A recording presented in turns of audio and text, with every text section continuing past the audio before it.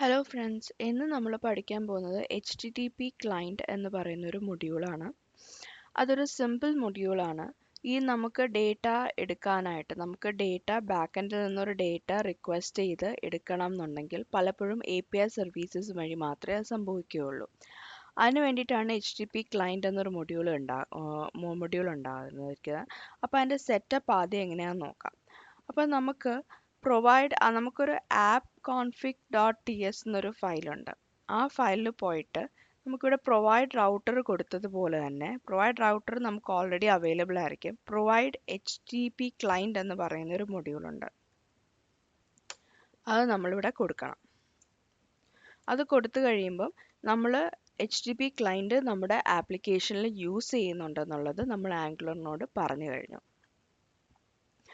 അതിനുശേഷം നമുക്കൊരു service create ചെയ്യാം. സർവീസ് നമുക്ക് ക്രിയേറ്റ് ചെയ്യാൻ നമ്മൾ ഏത് ഫോൾഡറിലാണോ സർവീസ് ക്രിയേറ്റ് ചെയ്യേണ്ടത് ആ ഫോൾഡറിലേക്ക് പോവാം. ഞാനിപ്പോൾ ഡിഫോൾട്ട് SRCയിൽ തന്നെയാണ് ക്രിയേറ്റ് ചെയ്യുന്നത്. ng സർവീസ് അല്ലെങ്കിൽ S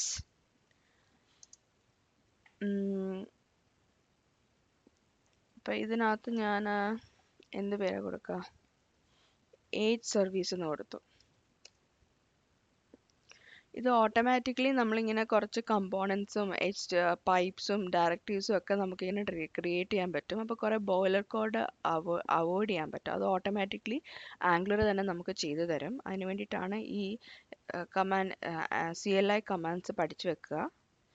h.service.ts എന്നാൽ നമുക്കറിയാൻ പറ്റും injectable from core provider in root എന്ന് കൊടുത്തിട്ടുണ്ട്. ഇതെന്ന് പറഞ്ഞു കഴിഞ്ഞാൽ പ്രൊവൈഡർ ഇൻ ഇൻജക്റ്റബിൾ എന്ന് പറഞ്ഞാൽ നമ്മൾ ആംഗുലറിനോട് പറയണം ഈ സാധനം ഒരു സർവീസാണ്, അത് ബാക്കിയുള്ള കമ്പോണൻസിലും ഡയറക്റ്റീവിലും ഒക്കെ ഡിപ്പെൻഡൻസി ഇഞ്ചക്ഷൻ വഴി ഇഞ്ചക്ട് ചെയ്ത് നമ്മൾ യൂസ് ചെയ്യും. പ്രൊവൈഡർ ഇൻ റൗട്ട് എന്ന് പറഞ്ഞു കഴിഞ്ഞാൽ ഇറ്റ് ടെൽസ് ദാറ്റ് ഇതിൽ നിന്ന് ഒരു സിംഗിൾ ഇൻസ്റ്റൻസ് മാത്രമേ ക്രിയേറ്റ് ചെയ്യാൻ പാടുള്ളൂ എന്ന് പറയാണ് പ്രൊവൈഡർ ഇൻ റൗട്ട് എന്ന് പറഞ്ഞു കഴിഞ്ഞാൽ. ഇനി ഇവിടെ വന്നതിന് ശേഷം ഇനി HTTP ക്ലയൻറ്റ് എന്ന് പറയുന്ന മൊഡ്യൂൾ എടുക്കണം. അപ്പോൾ അതിനെടുക്കാൻ വേണ്ടിയിട്ട് ഞാൻ എടുക്കുന്നത് HTTP equal to inject of HTTP client എടുത്തു. HTTP ക്ലയൻറ്റ് എന്ന് പറയുന്നത്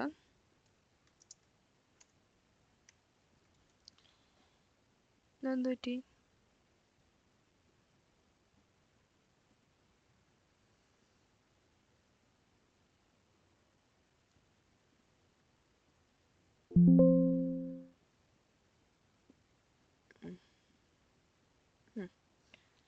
അത് HTTP ക്ലയൻറ്റ് എന്ന് പറയുന്ന ഒരു സർവീസ് നമ്മൾ എഴുതി എടുത്തിട്ടുണ്ട്. അതിനുശേഷം ഞാനിവിടെ നിങ്ങൾക്ക് നമുക്ക് ജസ്റ്റ് എന്താ പറയുക, API.agify.io എന്ന് പറഞ്ഞിട്ട് ഒരു പർട്ടിക്കുലർ API ഞാൻ എടുത്തിട്ടുണ്ട്. അപ്പോൾ APIക്കകത്ത് തൽക്കാലത്തേക്ക് ഞാൻ ഈ ഫുൾ API കോപ്പി ചെയ്തിട്ട് ഗെറ്റ് ഏജ് എന്ന് പറഞ്ഞൊരു സിമ്പിൾ ഫംഗ്ഷൻ എഴുതാൻ പോവാണ്.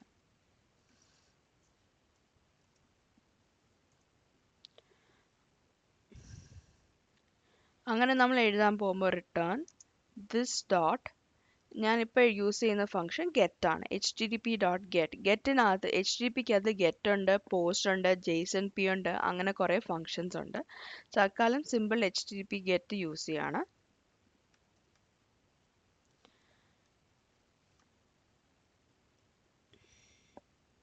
ഗെറ്റ് ഏജ് എന്ന് പറഞ്ഞൊരു ഫംഗ്ഷൻ കൊടുത്തു. ഈ ഗെറ്റ് ഏജ് എന്ന് പറയുന്ന ഫംഗ്ഷൻ റിട്ടേൺ ചെയ്യുന്ന ഒരു ഒബ്സർവർ ആണ്. എത്ര തവണ നമ്മൾ ആ ഒബ്സർവറിനെ സബ്സ്ക്രൈബ് ചെയ്യുന്നു അത്രയും തവണ ഒരു ന്യൂ കോൾ അത് മേക്ക് ചെയ്യും. അല്ല, അത് പ്രത്യേക നോട്ടിൽ അത് എഴുതിയിട്ടുണ്ട്, എവിടെയോ എഴുതിയിട്ടുണ്ടായിരുന്നത്. നമ്മൾ ഈ സ്റ്റെപ്സ് എല്ലാം കവർ ചെയ്ത് കഴിഞ്ഞു. ഇഞ്ചക്ട് ചെയ്തു. വിത്ത് ഫെച്ച് എന്ന് പറഞ്ഞു കഴിഞ്ഞാൽ നമുക്കിപ്പം HTTP request by default HTTP client use ചെയ്യുന്നത് ഒരു HTTP റിക്വസ്റ്റ് ആണ്. വിത്ത് ഫെച്ച് എന്ന് പറയുമ്പോഴത്തേക്ക് അതിന് പകരം ഫെച്ചിലേക്ക് എടുക്കും. ഫെച്ച് എന്ന് പറയുന്നത് കുറച്ചുകൂടെ മോഡേൺ ആയിട്ടൊരു API ആണ്. അത് കുറച്ച് ഈ XML HTTP റിക്വസ്റ്റ് സപ്പോർട്ട് ചെയ്യാത്ത കുറച്ച് എൻവയൺമെൻറ്റിൽ വിത്ത് ഫെച്ച് സപ്പോർട്ട് ചെയ്യുന്നുണ്ട്. പക്ഷേ അതിനകത്തുള്ള ഒരു ലിമിറ്റേഷൻ എന്ന് പറഞ്ഞാൽ നമ്മൾ പ്രോഗ്രസ് ഈവൻസ് കിട്ടില്ല എന്നുള്ളതാണ്. അത് പിന്നീട് ഞാൻ കവർ ചെയ്യാം.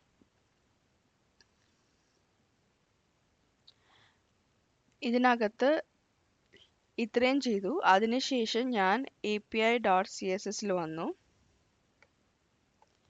API.TSൽ വന്നു. TSൽ വന്നു കഴിഞ്ഞാൽ ഞാനിവിടെ നെയിം എന്ന് പറഞ്ഞൊരു ഫംഗ്ഷൻ ഓൾറെഡി എഴുതി വെച്ചിട്ടുണ്ട്. അതിനുശേഷം API.HTMLലും വന്നിട്ടുണ്ട്. അവിടെ ഒരു ഗെറ്റ് ഏജ് എന്ന് പറഞ്ഞിട്ടൊരു ഫംഗ്ഷൻ ക്ലിക്ക് ചെയ്യാൻ വേണ്ടിയിട്ട് ബട്ടൺ ക്ലിക്കിനകത്ത് ഞാനിവിടെ സബ്മിറ്റ് ഏജ് എന്ന് പറഞ്ഞ് കൊടുക്കുകയാണ്. ഗെറ്റ് ഏജ് എടുക്കാൻ വേണ്ടിയിട്ട്. അതിനുശേഷം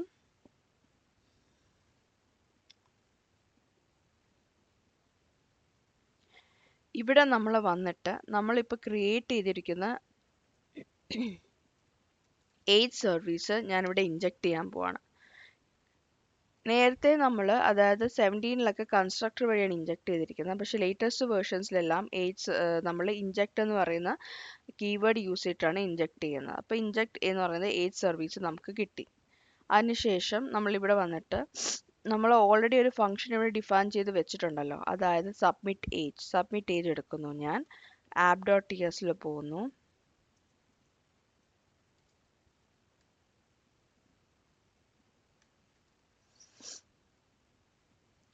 ഇതിനകത്തോട്ട് ഞാൻ ഏജ് നെയിം പാസ് ചെയ്യണം.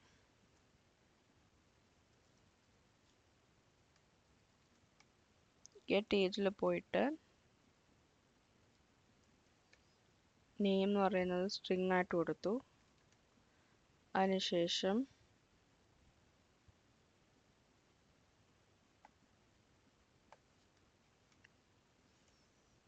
constant URL equal to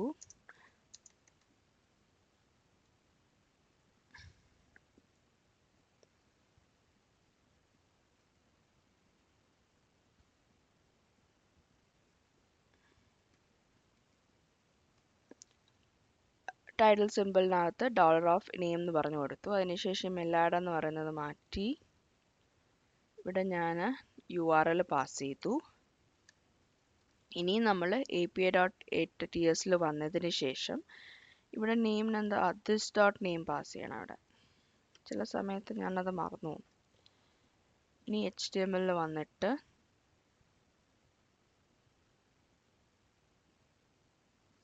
നമുക്കിവിടെ തൽക്കാലം കൺസോളിൽ തുടങ്ങിയിട്ട് ഞാൻ പിന്നെ ബാക്കി പിന്നീട് കാണിച്ചു തരാം. എവിടെയാണ് HT450 ബ്രേസസ് മിസ്സായിട്ടുണ്ട്. നോക്കിക്കോട്ടെ. 45 ഇവിടെയാണ്.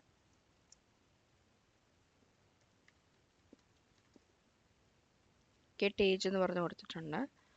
F12 ഇവിടെ ഞാൻ പേര് ഇഷ എന്ന് പറഞ്ഞു കൊടുത്തു. ലെറ്റ്സ് സീ എന്താണ് ഏജ് വരുന്നത് നോക്കാം.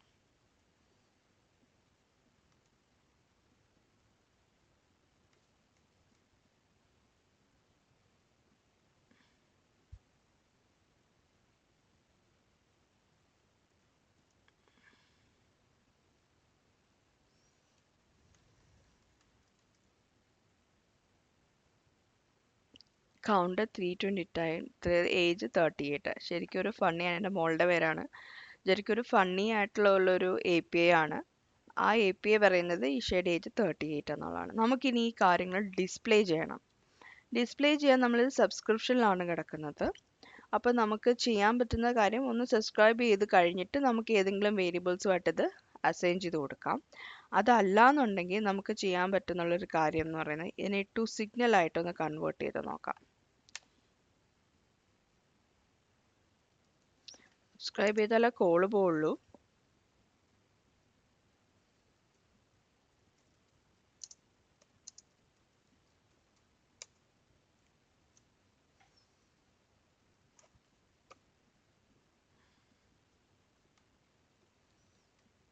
നമുക്ക് വർക്ക് ആവുമെന്ന് നോക്കാം.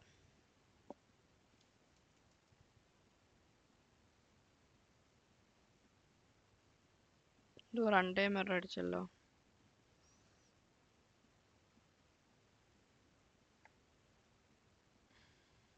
ഓക്കെ, ഈ ടു സിഗ്നൽ ഇഞ്ചക്ഷൻ കോണ്ടെക്സ്റ്റിലേ യൂസ് ചെയ്യാൻ പറ്റുള്ളൂ.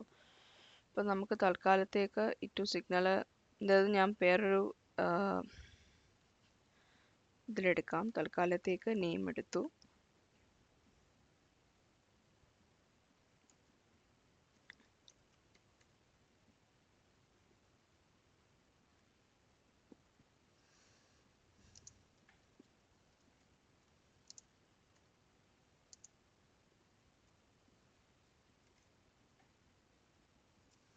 ഇനി അങ്ങനെ നമ്മൾ പ്രൊഡക്ഷനിൽ യൂസ് ചെയ്യില്ല. ഞാനിപ്പം ഡേറ്റ എടുത്തുകൊണ്ട് അങ്ങ് യൂസ് ചെയ്തേ ഉള്ളൂ. ദിസ് ഡോട്ട് ടു ഡേറ്റ കൊടുത്തു. അതിനുശേഷം ഇവിടെ വന്നതിന് ശേഷം